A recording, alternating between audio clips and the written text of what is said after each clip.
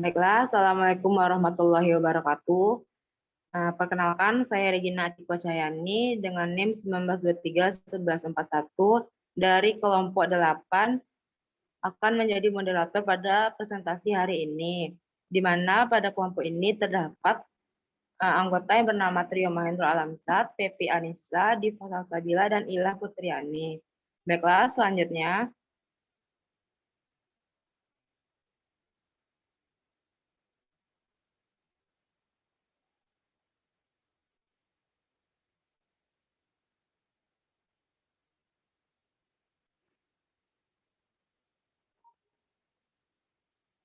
Baiklah, selanjutnya pokok pembahasan pada hari ini terdapat 1 modul, 2 handout, 3 LKPD, 4 booklet.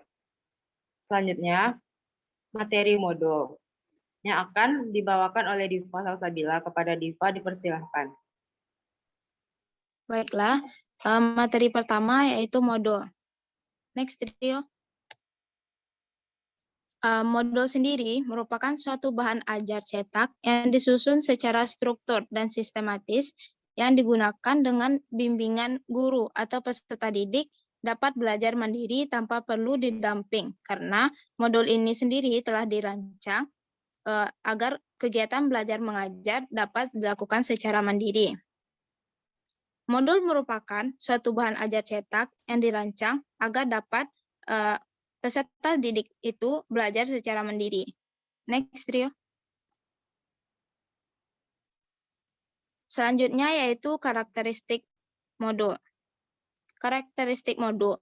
Modul memiliki ciri-ciri atau karakteristik tersendiri dibandingkan dengan jenis bahan ajar lainnya, yakni yang pertama yaitu self-instruction.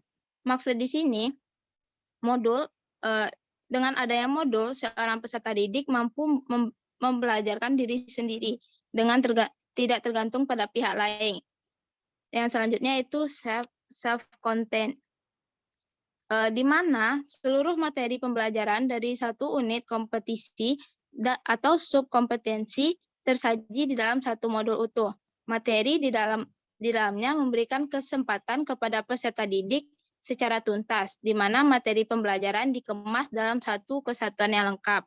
Selanjutnya yaitu self-alone, di mana modul ini tidak tergantung pada sumber atau media lain. Keberadaan modul ini tidak harus digunakan bersama-sama dengan sumber atau buku pegangan yang lain. Selanjutnya yaitu ada adaptif. Modul ini perlu memiliki daya adaptif terhadap suatu perkembangan, di mana isi modul tidak kaku, harus ada menyesuaikan atau memberikan materi pembelajaran lain sesuai dengan materi pembelajaran pengetahuan teknologi baru yang memang selalu berubah dari waktu ke waktu. Selanjutnya yaitu user-friendly. Modul memperhatikan pula kepentingan pemakainya. Setiap tugas, petunjuk, serta informasi yang tersaji di dalamnya harus berorientasi pada minat dan kebutuhan pemakainya, yang memungkinkan juga sangat beragam, baik itu tingkat pemahaman, jenis kelamin, latar belakang sosial, dan budaya, serta faktor-faktor lainnya. Next, Trio. Selanjutnya yaitu tujuan dari modul ini sendiri. Tujuan dari modul ini yang pertama, memperjelas dan mempermudah penyajian pesan agar tidak terlalu bersifat verbal. Yang kedua, mengatasi keterbatasan waktu, ruang, dan daya gerak indera, baik siswa atau peserta didik lainnya, juga guru atau instruktur. Yang ketiga, dapat digunakan secara tepat dan bervariasi, seperti meningkatkan motivasi dan gairah belajar bagi siswa atau peserta didik itu sendiri. Next, Trio. Langkah-langkah penyusunan modul. Langkah-langkah penyusunan modul ini ada yang pertama yaitu analisis kebutuhan, di mana kegiatan menganalisis kompetensi dasar atau tujuan pembelajaran peserta didik. Yang kedua yaitu penyusunan draft, di mana penyusunan draft modul ini berupa proses menyusun sistem materi pembelajaran suatu kompetensi. Yang ketiga yaitu pengembangan modul. Langkah ini merupakan kegiatan utama dalam rangka menjadikan modul secara utuh dan lengkap.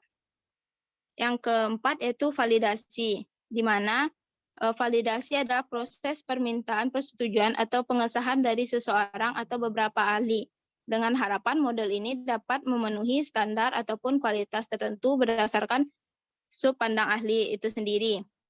Yang kelima yaitu uji coba, di mana uji coba modul adalah kegiatan pengembangan modul pada peserta didik tertentu untuk mengetahui keefektifan dan kebermaknaan dari modul itu sendiri.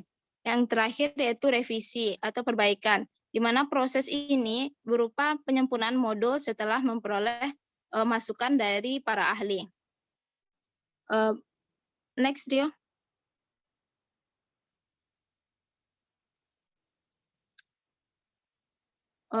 Yang selanjutnya itu komponen-komponen modul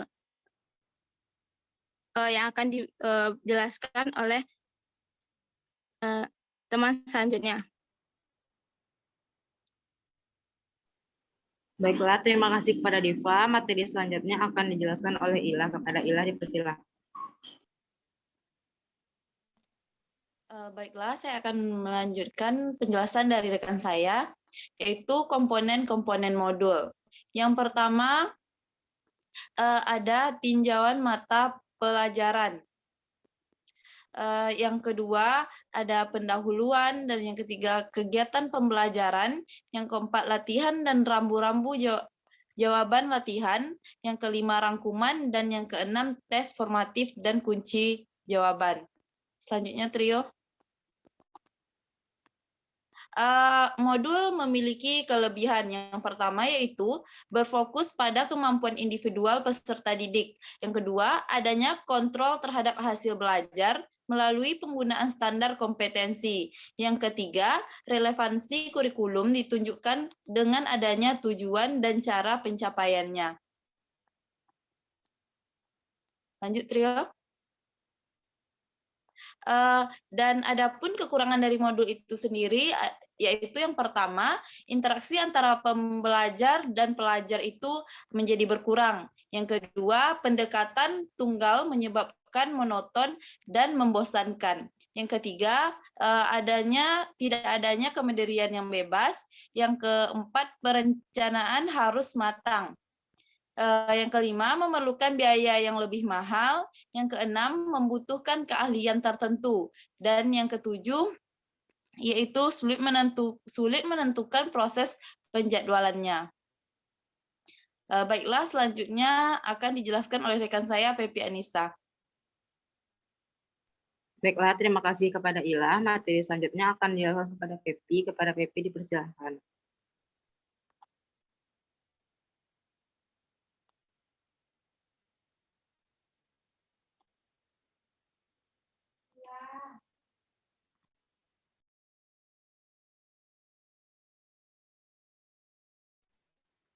Pepi Anissa, apakah ada di Zoom? Baiklah, saya akan melanjutkan materi selanjutnya, yaitu mengenai handout. Slide selanjutnya. Baiklah, yang pertama yaitu pengertian handout. Handout berasal dari bahasa Inggris yang berarti informasi, berita, surat lembaran. Handout termasuk media cetak yang meliputi bahan-bahan yang disediakan di atas kertas untuk pengajaran dan informasi belajar. Nah, handout adalah bahan ajar yang berisi ringkasan materi dari berbagai sumber. Slide selanjutnya. Nah, bentuk-bentuk handout ini ada 3. Yang pertama, bentuk catatan. Bentuk handout ini menyajikan konsep-konsep, prinsip, gagasan pokok tentang suatu topik yang akan dibahas. Yang kedua, bentuk diagram. Handout ini merupakan suatu bagan, sketsa, atau gambar, baik yang dilukis secara lengkap maupun yang belum lengkap. Dan yang ketiga, bentuk catatan dan diagram. Slide selanjutnya.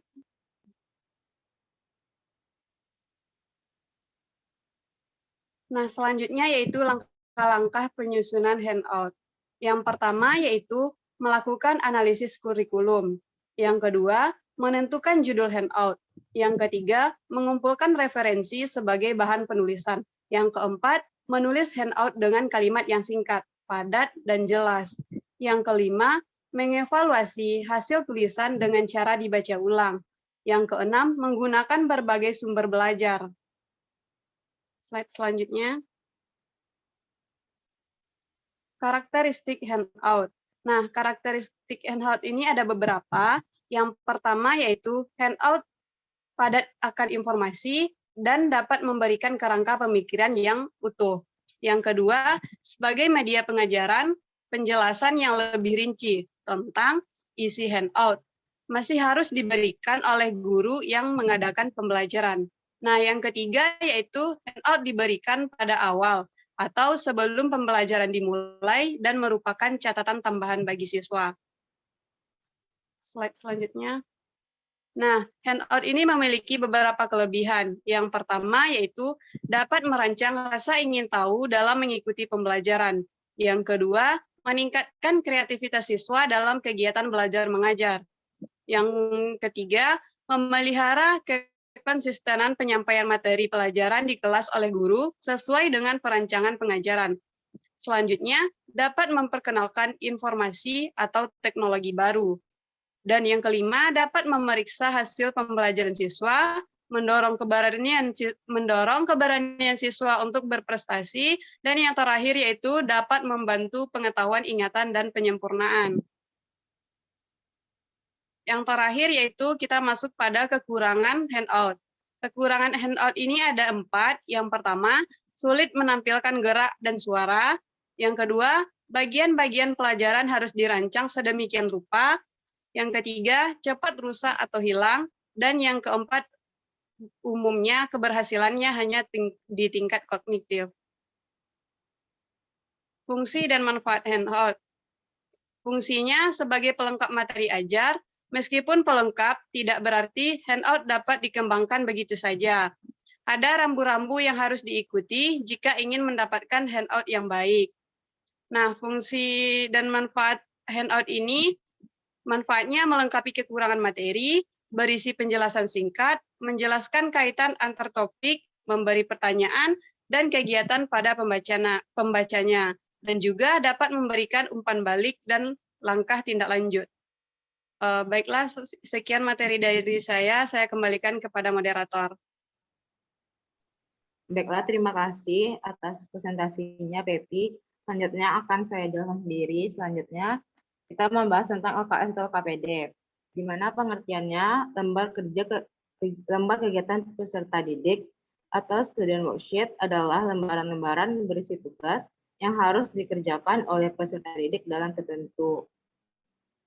Selanjutnya, jenis-jenis pendekatan pembelajaran IPA. Yang pertama, melakukan analisis kurikulum, di mana di sini ada SK, KD, indikator, dan materi pembelajaran. Menyusun peta kebutuhan LKPD, menentukan judul LKPD, menulis LKPD, dan menentukan alat penilaian.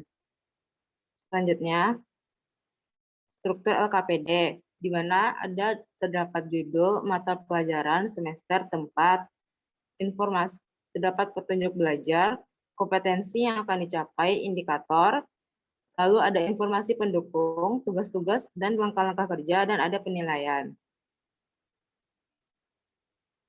Dan tujuan LKPD ini ialah yang pertama, memberikan pengetahuan dan sikap serta keterampilan yang perlu dimiliki siswa, mengecek tingkat pemahaman siswa terhadap materi yang telah disajikan, yang terakhir mengembangkan dan menerapkan materi pelajaran yang sulit dipelajari. Selanjutnya, prinsip dari LKPD. Tidak dinilai sebagai dasar perhitungan raport, tetapi hanya diberi penguat bagi yang berhasil menyelesaikan tugasnya, serta diberi bimbingan bagi peserta didik yang mengalami kesulitan. Yang selanjutnya, mengandung permasalahan sebagai alat pengajaran, mengecek tingkat pemahaman, pengembangan, dan penerapannya. Semua permasalahan sudah dijawab dengan benar setelah selesai pembelajaran. Selanjutnya, karakteristik LKPD. Memiliki soal-soal yang harus dikerjakan siswa dan kegiatan seperti percobaan atau terjun ke lapangan yang harus siswa lakukan. Yang kedua, merupakan bahan ajar cetak. Yang ketiga, Materi yang disajikan merupakan rangkuman yang tidak terlalu luas pembahasannya. Dan yang terakhir memiliki komponen-komponen seperti kata pengantar, pendahuluan, daftar isi. Selanjutnya, manfaat lembar LKPD. Menurut Suyitno 1997 pada halaman 40 dalam Hidayat 2013 mengungkapkan manfaat yang diperoleh dengan penggunaan LKPD dalam proses pembelajaran adalah sebagai berikut. Yang pertama, mengaktifkan peserta didik dalam proses pembelajaran. Yang kedua, membantu peserta didik dalam mengembangkan konsep. Yang ketiga, melatih peserta didik dalam menemukan dan mengembangkan keterampilan proses. Yang keempat, sebagai pedoman pendidik dan peserta didik dalam melaksanakan proses pembelajaran. Yang kelima, membantu peserta didik memperoleh catatan tentang materi yang dipelajari melalui kegiatan belajar, membantu peserta didik untuk menambah informasi tentang konsep yang dipelajari melalui kegiatan belajar secara sistematis. Selanjutnya, prosedur penyusunan LKPD. Yang pertama, syarat didaktik. Lembar kerja peserta didik sebagai salah satu bentuk sarana berlangsungnya proses belajar, mengajar harusnya memenuhi persyaratan didaktik. Artinya, suatu LKPD harus mengikuti asas belajar mengajar yang efektif. Yang kedua, syarat konstruksi. Syarat konstruksi adalah syarat-syarat yang berkenaan dengan penggunaan bahasa, susunan kalimat, kosakata, tingkat kesukaran, dan kejelasan yang pada hakikatnya harusnya tepat guna dalam arti yang sesuai dengan tingkat kedewasaan peserta didik. Yang ketiga, syarat teknis.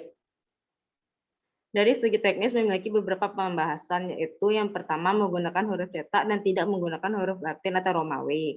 Yang kedua, gambar yang baik untuk LKPD adalah yang terdapat menyampaikan pesan atau isi dari gambar tersebut. Yang ketiga, penampilan adalah hal yang sangat penting dalam sebuah LKPD. Selanjutnya, materi selanjutnya akan dilanjutkan oleh Trio Mahendro. Kepada Trio dipersilakan. Baik, terima kasih sebelumnya kepada Regina yang telah memberikan kesempatan. Baiklah, untuk giliran ini Trio menjelaskan tentang buklet. Nah, di mana buklet itu sendiri adalah menurut Raymond S. Shimamura itu tahun 2019 pada halaman 71, buku berukuran kecil atau setengah kuarto dan tipis tidak lebih dari 30 lembar bolak-balik yang berisi tentang tulisan dan gambar-gambar. Nah, istilah buklet ini berasal dari buku dan leaflet. Artinya, media buklet merupakan perpaduan antara leaflet dan buku dengan format yang kecil seperti leaflet. Nah, berikutnya adalah tentang unsur-unsur dari buklet itu sendiri. Nah, unsur-unsur dari buklet itu sendiri ada 4. Itu pertama kulit atau cover. Yang kedua itu adalah bagian depan atau preliminaris. Yang ketiga itu adalah bagian teksnya. Dan yang terakhir itu adalah bagian kulit belakangnya. Nah, pada dasarnya prinsip desain pada buklet terdiri atas 6 bagian menurut si Azhar Arshad itu pada tahun 1996 pada 885. Pertama itu ada konsistensi, ada format, ada organisasi, ada daya tarik, ukuran, dan ruang. Berikutnya itu mengenai tentang karakteristik dari buklet, yaitu materi disajikan secara populer atau teknik inovatif. Yang kedua, pengembangan materi tidak terkait langsung dengan kurikulum atau kerangka dasarnya. Yang ketiga itu materi dapat bersifat kenyataan atau rekaan. Yang keempat adalah penyajian materi dapat berbentuk deskripsi, eksposisi, argumentasi, narasi, puisi, dialog, dan penyajian gambar. Dan yang terakhir, penggunaan media bahasa atau gambar dilakukan secara inovatif dan kreatif.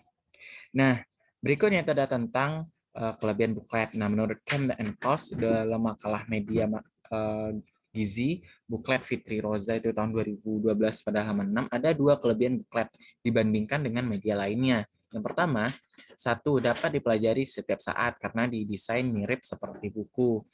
Yang kedua, dapat memuat informasi relatif lebih banyak dibandingkan dengan poster. Nah, selain ada kelebihannya, ada juga keterbatasannya. Itu menurut si Ronald H. Anderson itu pada tahun 1994 pada halaman 169. Yang pertama, perlu waktu yang lama untuk mencetak tergantung dari pesan yang akan disampaikan dan alat yang digunakan untuk mencetak. Yang kedua, sulit menampilkan gerak di halaman. Yang ketiga, pesan atau informasi yang terlalu banyak dan panjang akan mengurangi niat untuk membaca media tersebut. Dan yang terakhir, perlu perawatan yang baik agar media tersebut tidak rusak dan hilang. Oke, mungkin itu sekian materi tentang buklet. Terus kembalikan lagi kepada moderator. Nah, baiklah. Sekian presentasi dari kami kelompok 8. Apabila ada kesalahan kami mohon maaf. Assalamualaikum warahmatullahi wabarakatuh. Waalaikumsalam warahmatullahi wabarakatuh.